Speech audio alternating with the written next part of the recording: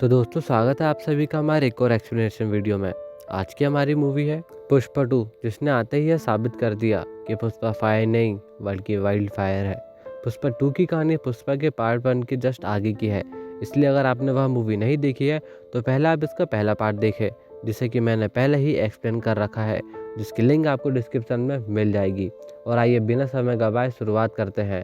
पुष्पा 2 कहानी की शुरुआत होती है और हम जापान की एक पोर्ट योकोहामा को देखते हैं, जहां पर कुछ जापानी वर्कर्स कंटेनर को उतारने का काम कर रहे होते हैं।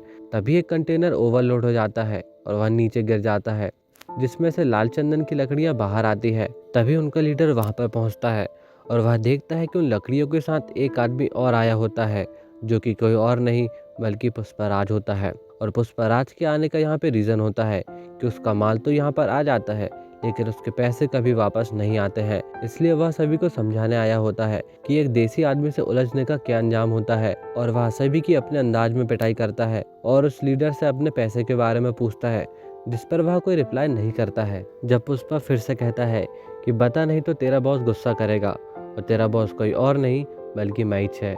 मैच है तेरे बॉस का बॉस। और इतने में ही कुछ लोग उस पर गोली चलाने लगते हैं और एक आदमी की गोली पुष्पा को लग जाती है और वह पानी में गिर जाता है। और अचानक उसकी नींद खुलती है और हम पुष्पा को उसके घर पर देखते हैं। और यहाँ पर सीन शिफ्ट होता है और हम पुष्पराज के लोगों को देखते हैं, जो कि उसके लिए चंदन की लकड़ी काटने जा रहे होते हैं। और वे जंगलों में पहुँचते हैं, लेकिन उन मजदूरों के बीच में उनकी भेस पर भंवर सिंह होता है, जो कि लंबे समय से इसी पल का इंतजार कर रहा होता है। और वे जैसे ही चंदन की लकड़ी को लोड कर रहे होते हैं, वह तुरंत सब कुछ पकड़ लेता है और वे सबको पकड़कर थाने पर डाल देता है। और ये बात पुष्पा को पता चलती है और उन्हीं मजदूरों में से एक की आज शादी होती है, इसलिए पुष्पा उसे छुड़ाने के लिए थाने पहुंच जाता है। तभी उसे पता चलता है कि भंवर सिंह ने उन सब की बेहद जम के पिटाई की होती है। जिसके बाद पुष्पा वहां मौजूद पुलिस ऑफिसर से कहता है कि वह इन सभी को अपने साथ ले जाना चाहता है, लेकिन ऑफिसर उसकी बात नहीं मानता है और वह इन सब के लिए मना कर रहा होता है। और अब सीन शिफ्ट होता है और हम भंवर सिंह को देखते हैं, जो कि पुष्पा को हथकड़ी लगाने के सपने देखते हुए थाने पहुंचता है। लेकिन वह देखता है कि उसका पूरा थाना खाली होता है और वहां पर कोई भी मौजूद नहीं होता है। तभी वहां पर एक कांस्टेबल आता है और वह भंवर सिंह को बताता है कि पुष्पा ने यहाँ मौजूद सभी को उनकी नौकरी की जिंदगी भर की कमाई एक बार में दे दी है, इसलिए वे अपना त्याग पत्र देकर यहाँ से रफू चक्कर हो चुके हैं। और भंवर सिंह उसकी यह बात सुनकर हैरान रह जाता है और उसकी सालों की मेहनत फिर से बर्बाद हो जाती है। अगले दिन पुष्पा सिद्धप्पा के साथ सीएम से मिलने पहुंचता है और जाते समय श्रीवल्ली पुष्पा से कहती है कि वह उसके साथ एक फोटो खिंचा कर लेकर आए, ताकि वह उसे अपने घर पर लगा सके और वह सभी को बता सके कि पुष्पा का सीएम के साथ उठना बैठना है। तब पुष्पा के मन में यही बात चल रही होती है कि वह सीएम के पास जाएगा और अपनी श्रीवल्ली के लिए उसके साथ एक फोटो लेकर आएगा। और वह सीएम के पास पहुंचते हैं और रास्ते में सिद्धप्पा पुष्पा से कहता है कि वह सीएम से भंवर सिंह के ट्रांसफर के लिए बात करेगा, जिस पर पुष्पा उसे कहता है कि अगर तुम ऐसा करेगा तो लोग क्या कहेंगे मेरे बारे में, उन्हें लगेगा कि मैंने डर कर उसका ट्रांसफर करवाया है, इसलिए तुम यह सब रहने देना।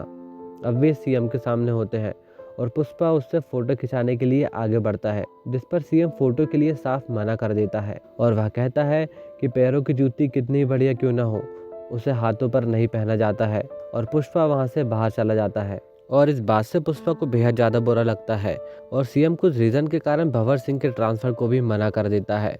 वे बाहर बैठे होते हैं, तब पुष्पा सिद्धप्पा से कहता है कि अगर तुम सीएम होते तो क्या मेरे साथ फ़ोटो खिंचवाते, जिस पर सिद्धप्पा कहता है क्यों नहीं, मैं ज़रूर तेरे साथ फ़ोटो खिंचवाता। जिस पे पुष्पा कहता है तो फिर बन जाओ सीएम। सिद्धप्पा को यह सुनकर शौक लगता है और वह हंसने लगता है।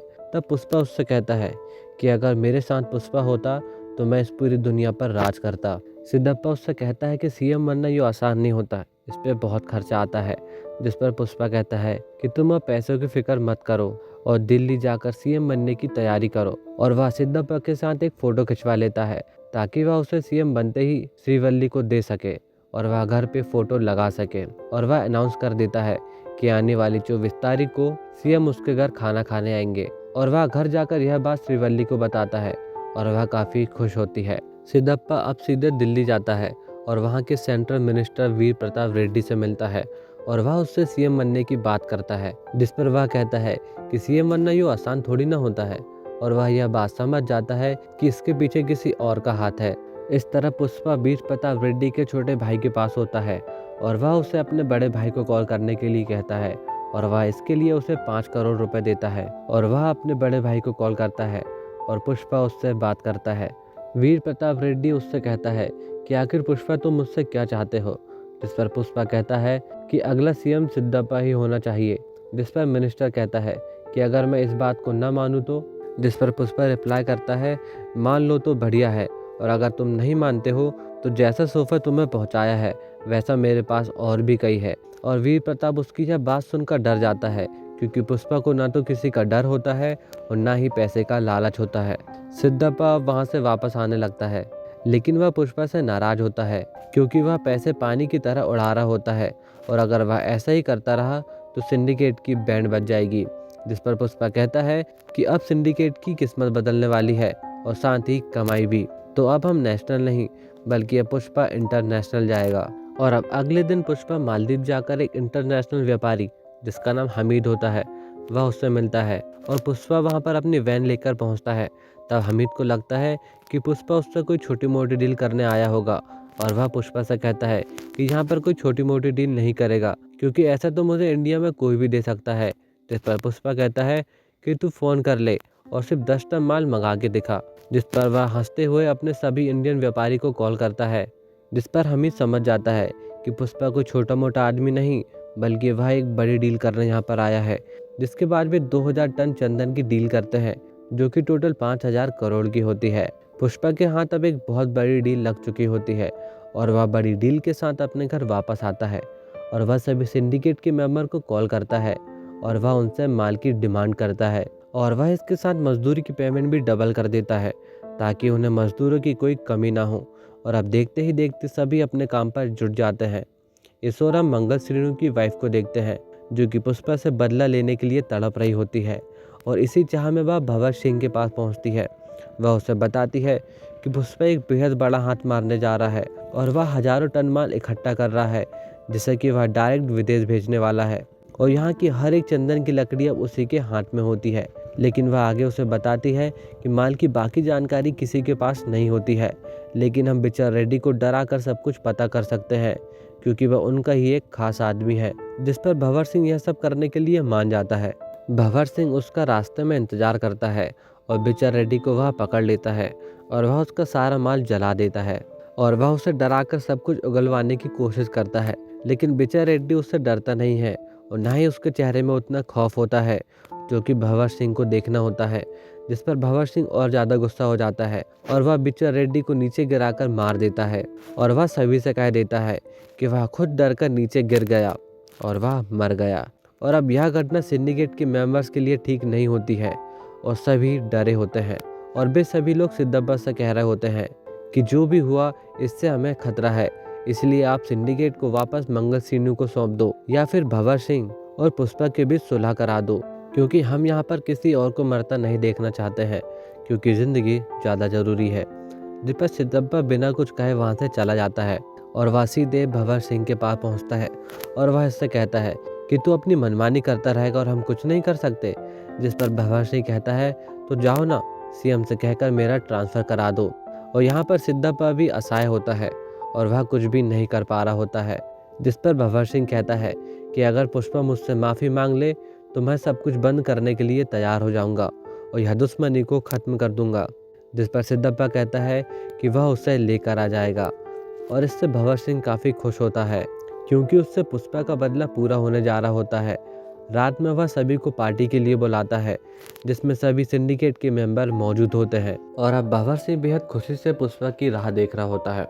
इधर पुष्पा को यह बात पता चलती है और उसे यह सब ठीक नहीं लग रहा होता है। वह बेहद ड्रिंक करता है और पार्टी के लिए निकल पड़ता है और उसकी हालत देखकर उसकी वाइफ भी उसके साथ आ जाती है। और अब पुष्पा भवर सिंह के सामने पहुंचता है और वह उससे सॉरी कहकर वापस आ जाता है और भवर सिंह उसे रिकॉर्ड कर लेता है और उसे बार बार सुनता है। और इस घटना ने पुष्पा को सिंडिकेट से हटाने का खतरा टाल दिया होता है। लेकिन इस तरह पुष्पा को बिल्कुल ठीक नहीं लग रहा होता है। उसे खुद में ही बेहद शर्मिंदा महसूस हो रहा होता है और वह खुद से नजरें भी नहीं मिला पा रहा होता है। तभी वह अपनी गाड़ी को वापस घुमाता है और वापस जाकर भवर सिंह को अपने अंदाज में जवाब देता है और सबके सामने भवर सिंह और पुष्पा आपस में भिड़ जाते हैं और वे एक दूसरे को मारने पर आ जाते हैं। तब सभी लोग उनको अलग करते हैं और यहाँ पर भंवर सिंह की जमकर बेइज्जती होती है। पुष्पा के पास सिंडिकेट के करोड़ों का माल होता है और अगर उस माल को कुछ होता है तो सिंडिकेट की बैंड बज जाएगी। तब भंवर सिंह पुष्पा को धमकी देता है कि वह सारा माल को हड़प लेगा और उसे रास्ते पर ला देगा। और अब पुष्पा इस चैलेंज को एक्सेप्ट कर लेता है और वह भंवर सिंह से कहता है कि वह अगले सोमवार की सुबह 4 बजे माल लेकर जाएगा और अगर वह एक भी लकड़ी पकड़ लेता है तो वह सारा काम छोड़ देगा और वह सारा काम छोड़कर मजदूर बन जाएगा। जिसके बाद क्या होना था, भंवर सिंह पुष्पा के माल के लिए पुलिस तैनात कर देता है लेकिन उसके हाथ पर कुछ नहीं लगता है। तभी भंवर सिंह को पता चलता है कि वे नदी के सहारे यहाँ से जा रहे हैं। तब वह उनका पीछा करता है और फाइनली वह सारा माल पकड़ लेता है। और अब भंवर सिंह की खुशी का कोई ठिकाना नहीं होता है। तभी मंगल सीनू वहाँ पर पहुँचता है और वह देखता है कि सारी लकड़ियाँ चंदन नहीं है बल्कि सैंड्रा है। और जैसे ही यह बात भंवर सिंह को पता चलती है वह फिर से नाराज हो जाता है और वह सोच में होता है कि आखिर उसके सामने से ही माल कैसे गायब हो गया। तभी उसे एक बैलगाड़ी मिलती है जो कि चंदन की लकड़ी की होती है और पुष्पा ने उन्हीं लकड़ियों के सहारे सारा माल वहाँ से निकाला होता है और वह निकाल के सब कुछ चेन्नई पहुंचा चुका होता है। और अब भंवर सिंह के हाथ में कुछ नहीं लगता और उस रात पुष्पा और उसका सारा परिवार माँ काली की पूजा करता है। और यहाँ पे दिखाया गया सीन पूरी फिल्म का सबसे बेस्ट पार्ट होता है। पूजा पूरी होती है लेकिन उसी बीच कुछ लड़के पुष्पा की भांजी को छेड़ देते हैं। तब पुष्पा उनकी जम के धुनाई करता है लेकिन यहाँ उसका सौतेला भाई मोहन आकर पुष्पा की ही बेइज्जती करता है और वह उससे बुरा भला कहता है कि तू कुछ भी क्यों ना कर ले, तुझे हमारे खानदान का नाम कभी नहीं मिलेगा। और यहाँ पर पुष्पा फिर से बहुत भावुक हो जाता है।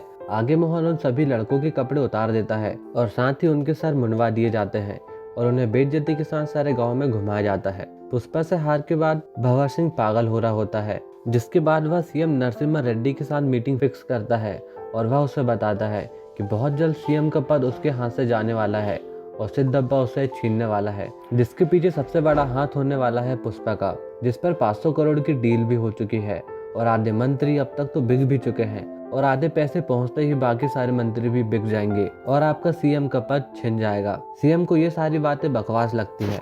वह शुरुआत में तो बात नहीं मानता है लेकिन इसके बाद उसे अपने पद का डर भी लगने लगता है और वह हेल्प करने के लिए तैयार हो जाता है। तब उन्हें पता चलता है कि सारा माल रामेश्वरम में है और सारे माल के साथ जग्गा रेड्डी वहीं पर मौजूद होता है और सारा माल इंटरनेशनल बॉर्डर के जस्ट पास में ही होता है। तभी भंवर सिंह वहां आता है और जैसे ही वे लोग भंवर सिंह को देखते हैं तो वे लोग बॉर्डर की ओर भागने लगते हैं और भंवर सिंह के सामने ही वे बॉर्डर क्रॉस कर जाते हैं और भंवर सिंह कुछ भी नहीं कर पाता है। तो दूसरी ओर पुष्पा बॉर्डर के पास अपना सारा माल ले जा लेता है और इसके बाद क्या ही होना था, पुष्पा सारा खेल पलट देता है और देखते ही देखते स्टेट का सीएम बन जाता है। और जैसा कि पुष्पा ने कहा होता है कि 24 तारीख को सीएम उसके घर खाना खाने आने वाले हैं और वह ठीक 24 तारीख को पुष्पा के घर खाने के लिए पहुंचता है और इस तरह पुष्पा सिर्फ एक फोटो के लिए सीएम का पद ही बदल डालता है।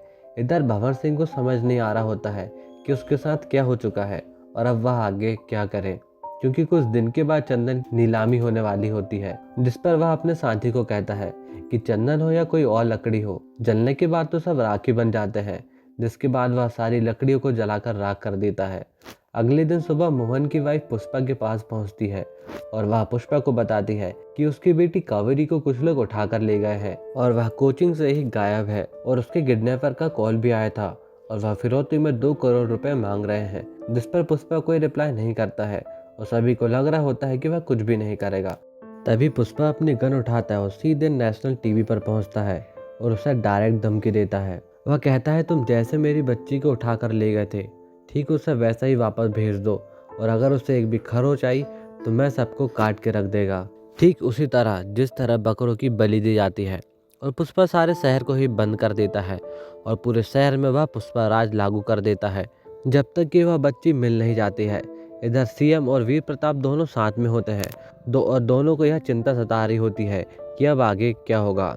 तब वह सीएम को बताता है कि जिसने पुष्पा की भतीजी को उठाया होता है वह वीर प्रताप का भतीजा होता है और उसके खानदान का एक लौता चिराग होता है और अभी अभी वह रेप केस से बाहर आया होता है। सीएम पुष्पा को कॉल करके सारी बात बताता है और उसे इस केस से दूर रहने को कहता है, जिस पर पुष्पा कहता है कि अगर लड़की पर एक खरोच भी आई तो उस लड़के को मरना होगा। सीएम पुष्पा को समझाता है कि वीर प्रताप रेड्डी के सामने जाना हमारे लिए बिल्कुल ठीक नहीं होगा, हमारा सारा काम चौपट हो सकता है और वह कोई आम आदमी नहीं है बल्कि वह बेहद खतरनाक आदमी है, इसलिए सब कुछ छोड़ दो और यही हमारे लिए अच्छा होगा। सीएम की बात सुनकर पुष्पा का गुस्सा फूट पड़ता है और वह कहता है कि भाड़ में जाए तू और भाड़ में जाए वह वीर प्रताप रेड्डी।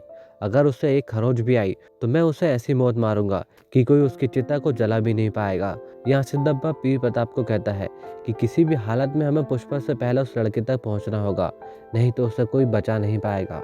इधर बगा रेड्डी पुष्पा को कॉल करता है और उससे 10 करोड़ की फिरौती मांगता है और उसे अपनी जगह पर अकेले आने के लिए कहता है और पुष्पा पैसे के साथ बगा रेड्डी के पास पहुंच जाता है।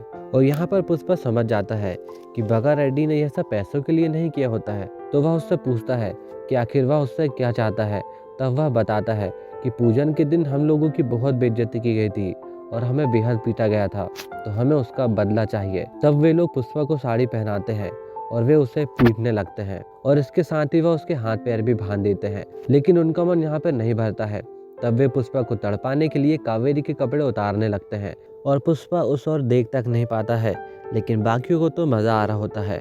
पुष्पा के हाथ पैर बंधे होते हैं, लेकिन फिर भी वह उठता है और जैसा कि उसने कहा होता है कि वह एक एक को काट कर मार डालेगा, वह सभी को मारना शुरू करता है। पुष्पा जैसे तांडव कर रहा हो वह सभी को काट कर मार डालता है और अब बगा उसके हाथों में होता है और सभी उसे रोकने की बेहद कोशिश करते हैं, लेकिन पुष्पा यहाँ किसी की नहीं सुनता है और वह किसी के रोके नहीं रुकता है और वह फाइनली उसे खत्म कर देता है। और उसी वक्त वहाँ पर बगा का बाप भी पहुँचता है, जो कि कावेरी को मारने की कोशिश करता है, लेकिन पुष्पा उसे भी मार देता है। और इसके बाद पुष्पा कावेरी के साथ घर पहुँचता है और सभी लोग यहाँ पर काफ़ी खुश होते हैं। और अब मोहन पुष्पा से मिलने वापस आता है और वह अपने किए पर शर्मिंदा होता है और वह पुष्पा की माँ से माफ़ी भी मांगता है जो कुछ भी उसने किया होता है। और वह कावेरी की शादी का पहला कार्ड उन्हें देता है। कार्ड में पुष्पा का नाम होता है, उसकी माँ का नाम होता है, उसके पूरे परिवार का नाम होता है। और यह देखकर पुष्पा सिसक सिसक कर रोने लगता है, जिसके लिए वह जिंदगी भर भटकता रहा, लोगों की ठोकरें खाते रहा, सभी की खरी खोटी सुनता रहा। और आज वो दिन होता है जहाँ उसे वह सम्मान मिलता है, अपने परिवार का नाम मिलता है, जो कि वह बचपन से चाहता था। और अब वे सभी शादी में जाते हैं, सारा परिवार एक साथ होता है और पुष्पा बेहद खुश होता है। लेकिन इस और इसके ठीक विपरीत होता है और अब उसे बदला चाहिए होता है और मंगल सीनू और उसकी वाइफ भी वहीं पर मौजूद होती है। और तभी हम जॉली रेड्डी को देखते हैं, जो कि लगभग ठीक होने वाला होता है और वह पुष्पा का सबसे पुराना दुश्मन होता है और सिंडिकेट के काफ़ी लोग भी वहाँ मौजूद होते हैं। लेकिन वीर प्रताप रेड्डी को जिसका वेट होता है वो वहाँ पर नहीं आया होता है, बल्कि उसका संदेश वहाँ आया होता है। तभी हम देखते हैं कि उसने वीर प्रताप के लिए एक गुलदस्ता भेजा होता है और वे वही गुलदस्ते को शादी में भेज देते हैं, जहाँ पुष्पा और उसकी पूरी फैमिली होती है। लेकिन उस पर बॉम्ब लगा होता है और एक अनजान आदमी उसका ट्रिगर दबा देता है और वहाँ पर एक बेहद बड़ा धमाका होता है और यहीं पे अनाउंस होता है पुष्पा के पार्ट 3 का, पुष्पा द रैम्पेज।